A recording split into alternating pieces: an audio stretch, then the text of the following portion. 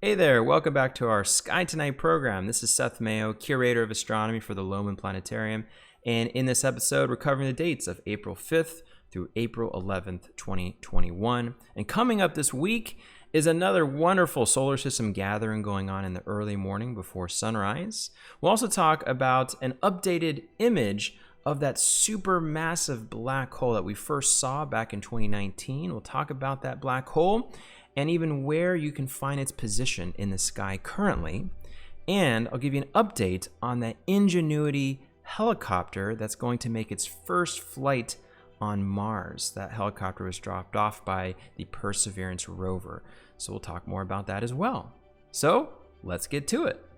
So this week we're back looking at the early morning sky again because there's some wonderful things going on, especially the moon passing by a couple planets. And since we've had these two planets, and you'll see them in the east-southeast just before sunrise, you'll find Saturn, the dimmer of the two here, with the beautiful rings, of course, around it, and Jupiter. And what's been nice, those two planets have been in the morning, and every so often the moon will pass by them, creating a really nice scene of solar system objects. So this is on Tuesday morning, the 6th, and you'll find a crescent moon, a waning crescent moon, near the planet Saturn, so it'll be fairly close to that planet. And as we move through following mornings, we'll find the moon kind of pass by Jupiter and get closer to the sun. So we'll go to Wednesday morning the 7th, and the moon will be even thinner crescent moon near the largest planet Jupiter that you see just above it. And we'll continue on to the rest of the week as we get to Thursday morning, Friday morning, Saturday.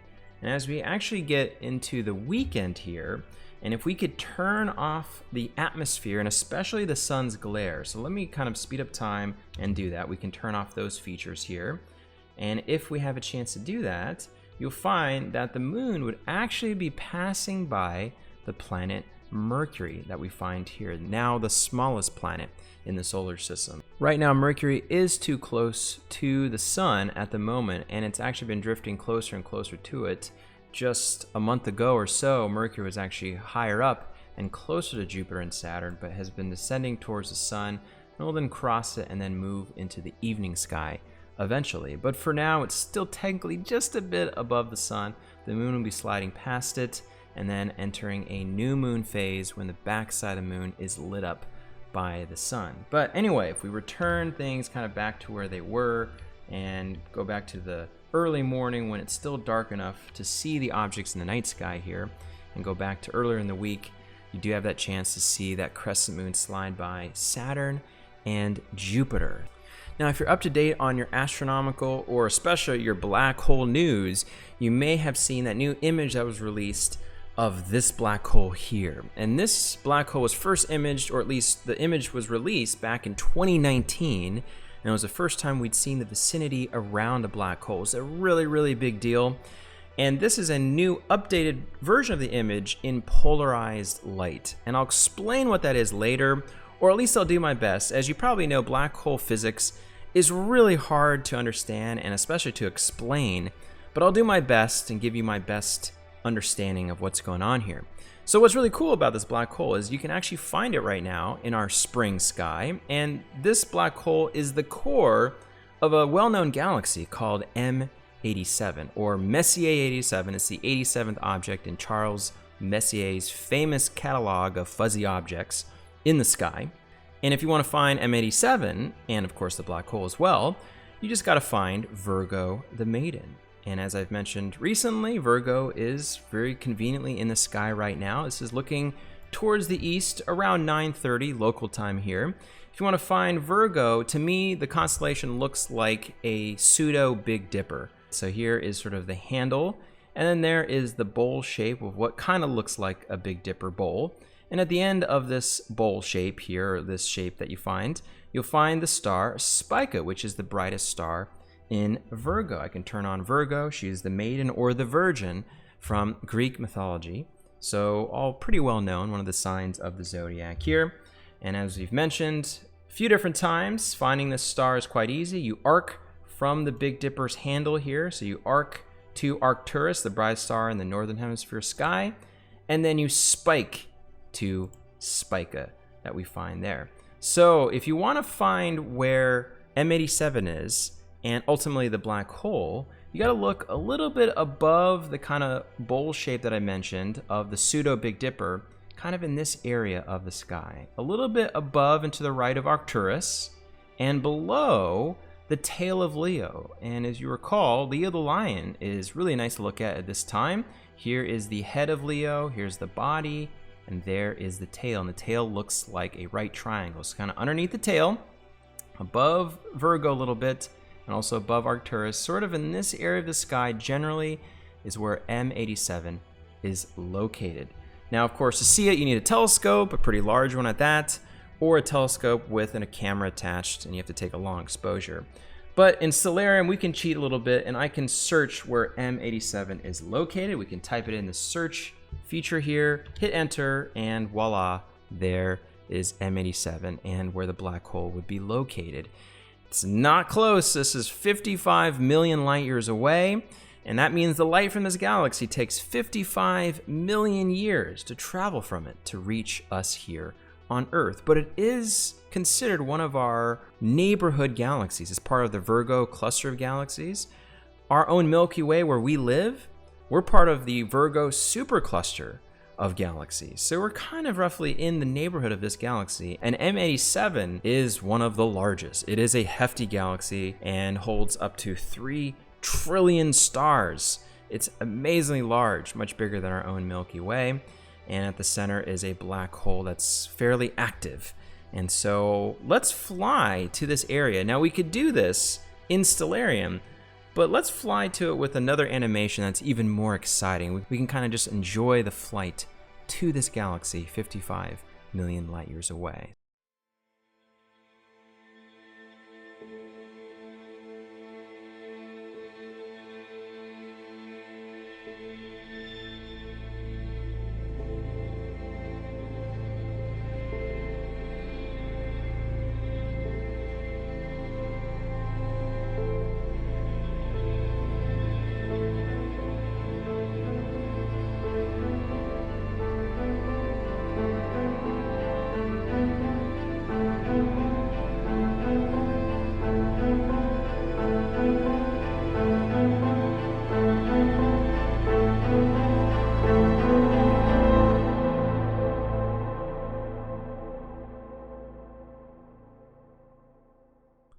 Whoa, that was an amazing 55 million light year journey to this galaxy and black hole.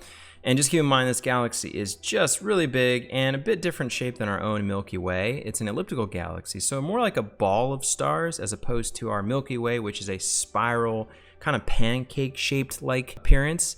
Well, this one's a bit different, but pretty large in the Virgo cluster. So here is an image from the Hubble Space Telescope of M87, and if you look at this image, we have the galaxy here that I'm circling, but you'll notice this kind of jet, this bluish jet shooting out from it here. This is really famous part of this galaxy.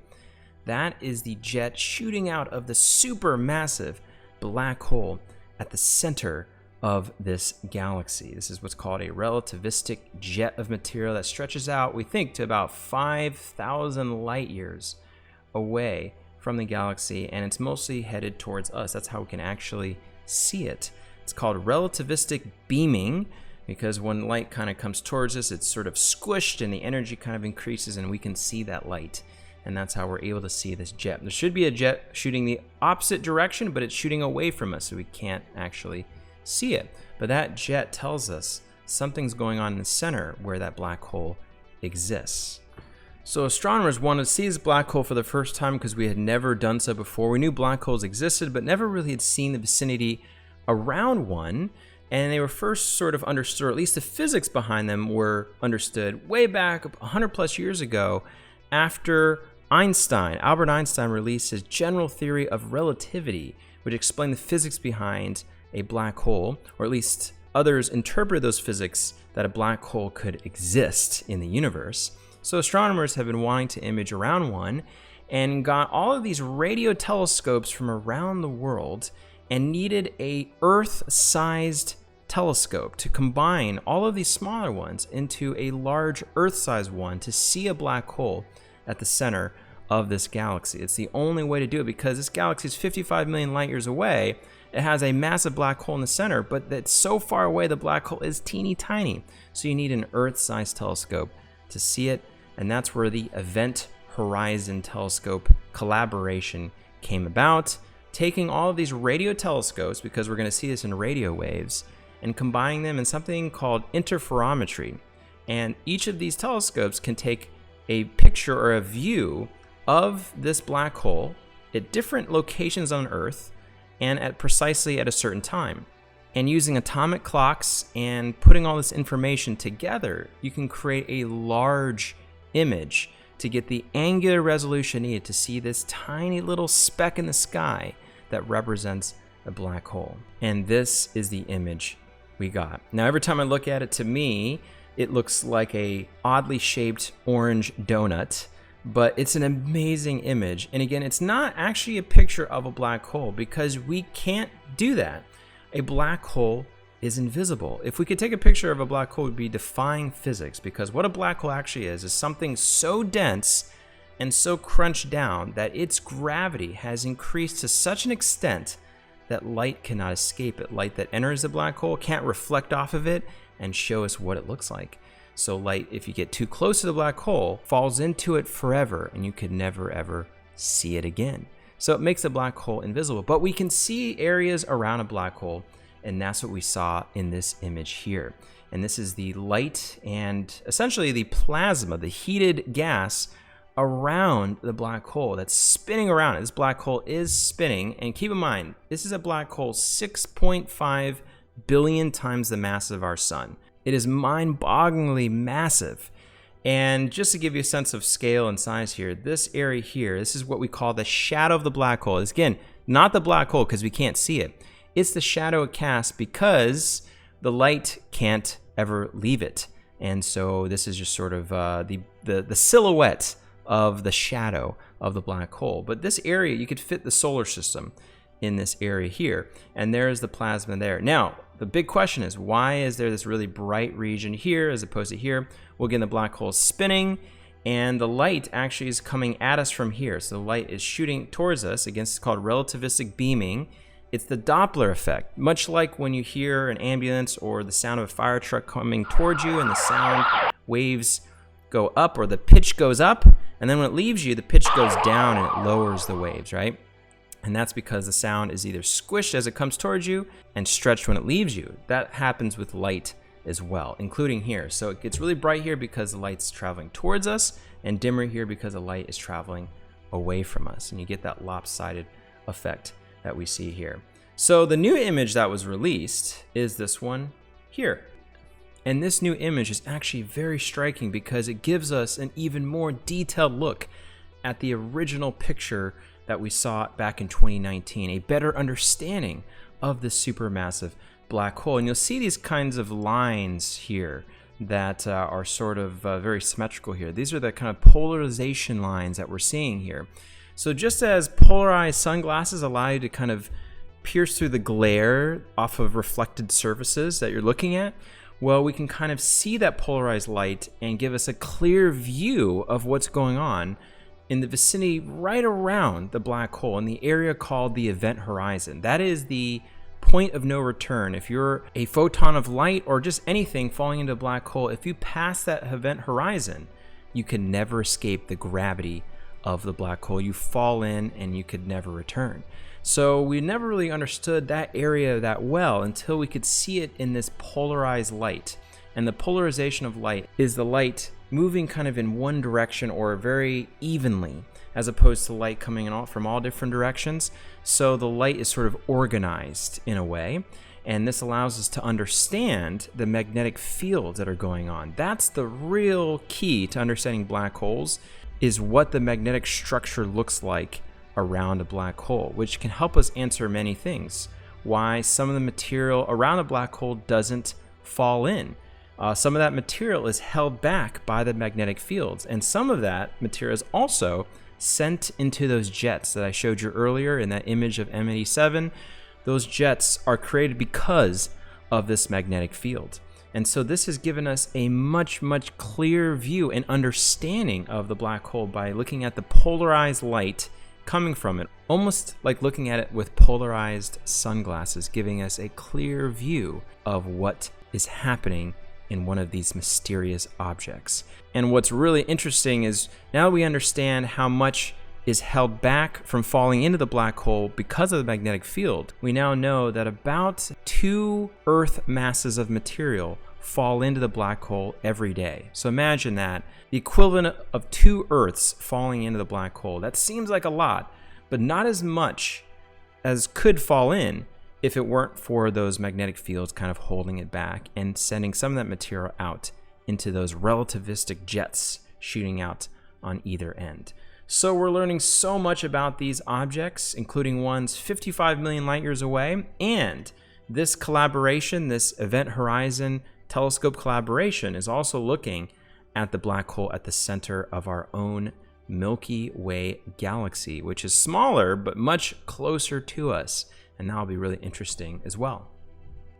Now that we've dug a little bit into black hole physics and seen that new polarized image of the black hole at the center of this galaxy, we can zoom back 55 million light years away, all the way back to Earth here, and just to show you again that you can find this black hole and galaxy in Virgo the Maiden in our evening sky here in the springtime. So I think that's pretty cool to think about, and to also know that it took a worldwide collaboration to see something like this and to understand one of the most mysterious concepts in our universe. I have to say, astronomy is pretty cool. As we continue to see Mars descending in our western sky, we can constantly be reminded of that Perseverance rover that is driving on the surface, that had that really exciting landing back on February 18th. And the next step in the mission is to release the Ingenuity helicopter for its first flight. And what's so significant about this flight, it will be the first flight of any aircraft on another planet. It's actually the Wright brothers moment for Mars. And even more exciting, it was just revealed that the Jet Propulsion Laboratory that oversees and built this helicopter and rover, they put a piece of the Wright flyer on the helicopter itself. So it's fun to imagine what Orville and Wilbur Wright would have thought, that their piece of fabric from one of their airplanes, from the first airplane in 1903 that made the first powered flight, is on another planet about to make its first powered flight. And that's really cool. So by the time that you're watching this video, that flight may have already happened or will happen soon, and they have just set the helicopter down and have done preliminary tests to make sure it works and it's charged. And we'll do a series of flights in what's called a technology demonstration part of the mission.